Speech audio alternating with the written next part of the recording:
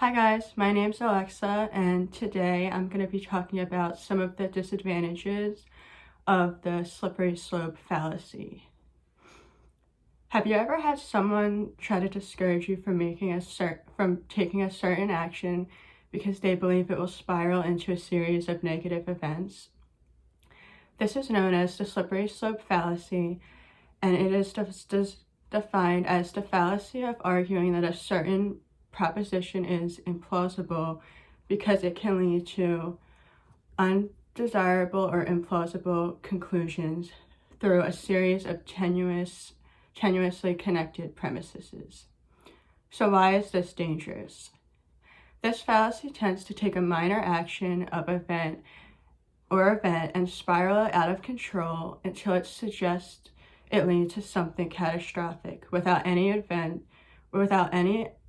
evidence that the minor action will even lead there. After doing some research and understanding examples of when the slippery slope fallacy is used, I have realized that people, including myself, are guilty of this fallacy often. Although many people resort to using the slippery slope fallacy in arguments, this idea has many disadvantages and should try to be avoided at all costs.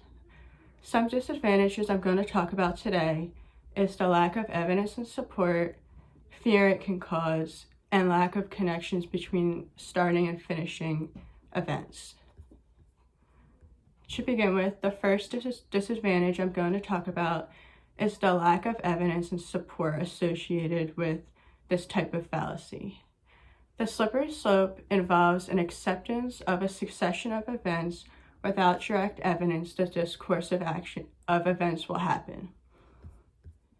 So the person in the argument is suggesting that multiple events will happen due to one thing in the beginning without having any evidence to back up their argument. This can lead to false assumptions and misunderstandings because there is no real evidence of this chain of events. Moreover, another disadvantage of the slippery slope fallacy is that it can induce unnecessary fear of catastrophic events happening. An example of how the slippery slope fallacy can lead to fear, for example, is when talking about gun control laws. An article states that if we enact any type of gun control laws, the next thing you know, we won't be able to have guns at all. When that happens, we won't be able to defend ourselves from attacks, and a result of that happening, our country will be taken over. That, for an example, is how the slippery slope fallacy can cause fear because it takes one minor event in the beginning, one minor claim, and kind of just spirals it into thinking that it's gonna make something really bad happen in the end. The focus was also taken away from just talking about enacting the gun control laws, and instead a series of events led to the awful conclusion. This series of events can also cause fear that isn't necessary because there might not be any direct evidence, or there is no direct evidence that enacting gun control laws will lead to our country be taken over. Finally, the last disadvantage I'm going to talk about is the lack of connections between the initial first minor action and the outcome. The slippery slope argument tends to take a minor event and then keep adding additional events until there is no real connection between the starting claim and the ending prediction. An article talking about the connections along the slippery slope states that the slippery slope can have many in-betweens from the first claim to the final predicted disaster or the negative outcome. But only the claim and the prediction, the beginning and the end, are needed for the assertion to be a slippery slope. In other words, the more in-between events you add in or keep adding in, the further the claim and the prediction get from each other.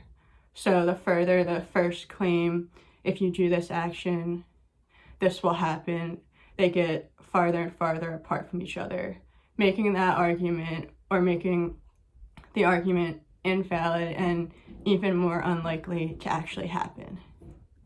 In conclusion, although the slippery slope argument is often used, this idea has many disadvantages and should be avoided. Some disadvantages include lack of evidence and support, lack of connection between the first claim and the prediction or the outcome, and causing unnecessary fear during conversations or while communicating. When in an argument, we should try not to go down the slippery slope, but instead, we should try to make valid points and connections and be sure to not jump to any conclusions.